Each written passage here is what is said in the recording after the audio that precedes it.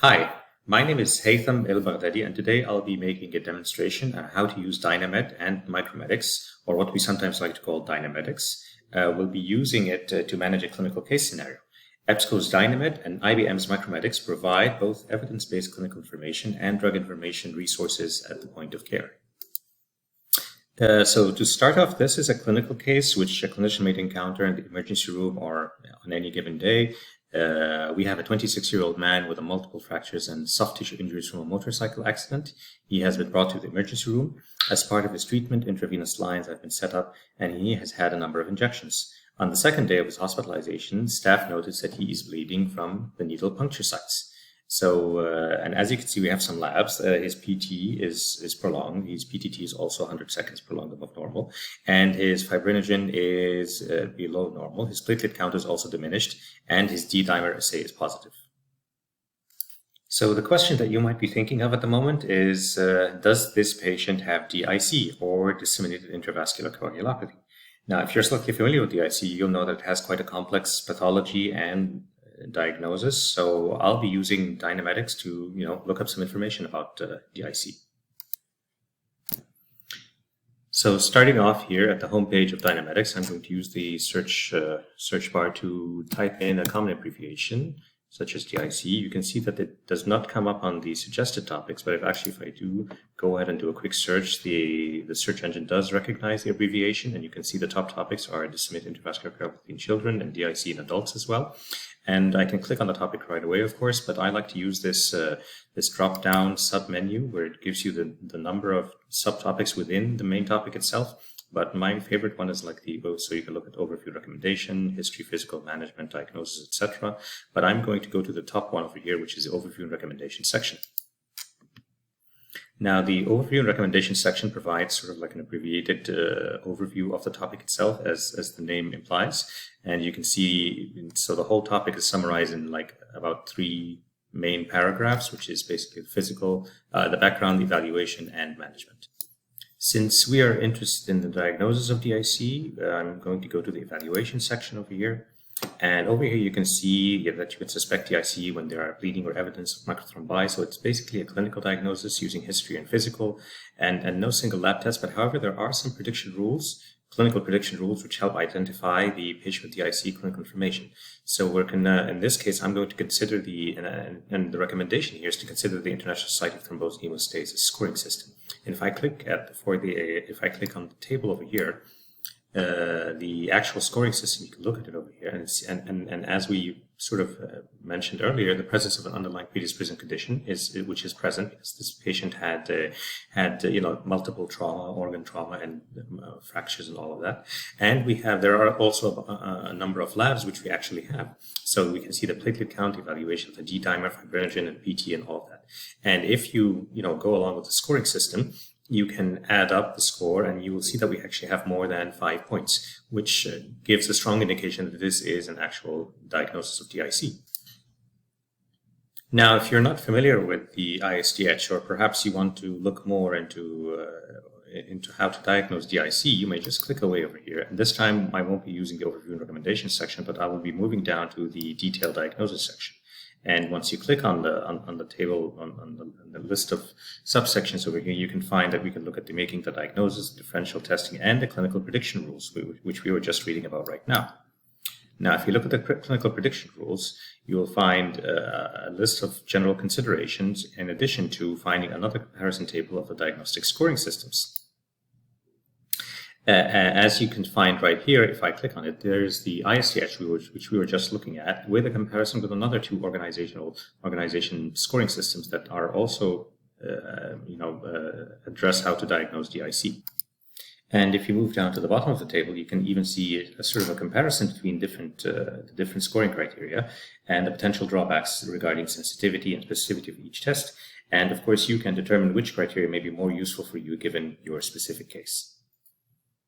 Now, given this is more than likely that it's a case of DIC, I want to look into managing this patient. And the question which I might think about is, should this patient receive fresh frozen plasma? Now, to answer that question, I will go back to the overview and recommendation section, and I'll go back to the next paragraph, which is the management section in this case. And over here, you can see the overview of the management of a case of DIC, which includes treating the underlying condition, as well as replacement therapy. And now, among the replacement therapies, you will find that we should consider fresh frozen plasma if the patient is bleeding or at a perceived high risk of bleeding and prolonged prothrombin time, and activated PTT. Once again, you can get more information if you click on the fresh frozen plasma hyperlink over here. And as you notice, it will take you to the detailed management section, among which is the blood product transfusion, and you can get another recommendation from professional organization table over here, in addition to the criteria for, giving fresh frozen plasma.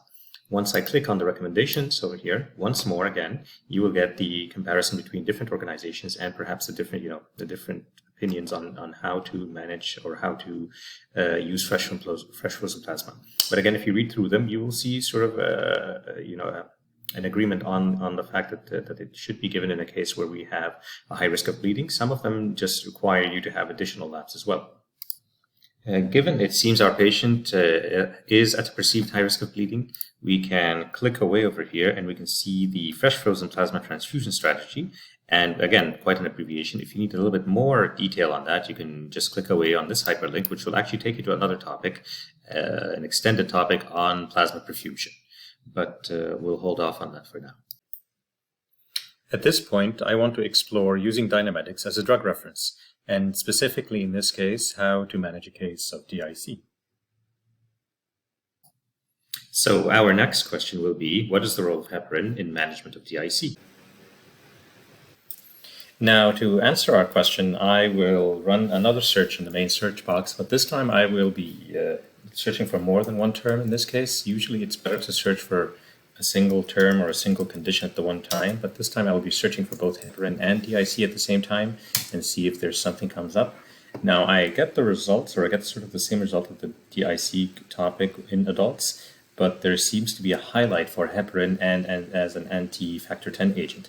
If I click on it over here, it'll take me to within the topic itself. You see within the management under medication and under the agents and modulation of thrombin generation, heparin has been shown. It seems that heparin has been shown to partially inhibit activation of coagulation in experimental studies of DIC, but currently without any randomized clinical studies.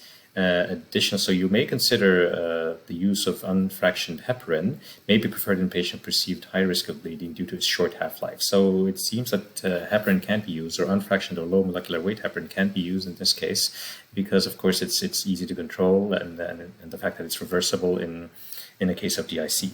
Now, the supporting studies which talk about, if you scroll down just a little bit further, you can see the study summary which supports these findings. And it shows that low molecular weight heparin associated with decreased progression of DIC and multiple organ dysfunction. And over here, you can actually have a link to the full text of the study, which will actually take you outside the interface of DynaMedex, and it'll take you to the website where the full text is available. Of course, these full text links depend on what is available for you and your organization. If this is an open resource, then of course you will have access to it. But in some cases, it depends on what resources your organization subscribe to. If you click down over here, you can actually click on the detail drop-down menu, and you can actually see this a summary of the details of the study itself. It seems like it's a small study with 37 patients with a mean age of 49 years old. And down here we can see that there has been comparison between low molecular weight heparin and placebo at 7 days, and there have been some improved outcome among DIC and organ dysfunction, with a 40% cases of DIC or progression of DIC, whereas it's only 9.1% while heparin is being used. Now we will go on to a development in the case. After taking a detailed history, the patient's parents indicated he has a history of depression and takes sertraline, though they are not sure how compliant he is. So we are not sure if he actually takes sertraline or not. So the question is, in this case, does sertraline impact your administration of heparin in this case? Now, to answer that development in the case, I'm going to go back to the DynaMed and Micromedex homepage and click on the drug interaction checker right over here. As it pops up, you can enter the drugs that we're interested in. So I'm looking for an interaction between heparin, and you can even choose the type of heparin that we're administering, and you can add the other drug as well. In this case, it's going to be added to the same field. and you just click the view interactions. And you can even add other types of allergies, such as food and drug allergies, but in this case, we're just going to stick to 2 drugs. And as it turns out, there does seem to be a drug interaction, or a major drug interaction, or a severe drug interaction between sertraline and heparin, and it's well documented in the literature. If you click on the view details, you can then read a little bit about the clinical management. So as we can see over here, when sertraline and anticoagulant are given, concurrent monitoring of patient signs increase bleeding. As it turns out, there is an increased risk of bleeding when sertraline therapy is initiated. Major severity, all of that. And there's also a summary of some of the literature as well of that actually establishes this. So the release of serotonin by platelets is important for maintaining hemostasis. Case control and cohort studies shown that combined of SSRI and anticoagulants may be associated with increased risk of bleeding. So, and it goes on to mention that prothrombin time should be monitored in patients receiving both warfarin and sertraline. Of course, we're not talking about warfarin, but in this case, we are correlating the use of anticoagulants and sertraline because that's what's available in the literature at the moment. Now, if you want to get a little bit more information about the studies which have on which these drug interaction this information is based on, then you can jump into the literature itself. And over here, you can find, more specifics into the research design and the research studies that were used to give us this information. In the end, each clinical case has its own set of variables and considerations. But I hope this was a useful demonstration on how to use DynaMed plus Micromedex to make evidence-based decisions, including medical intervention at point of care. Thank you.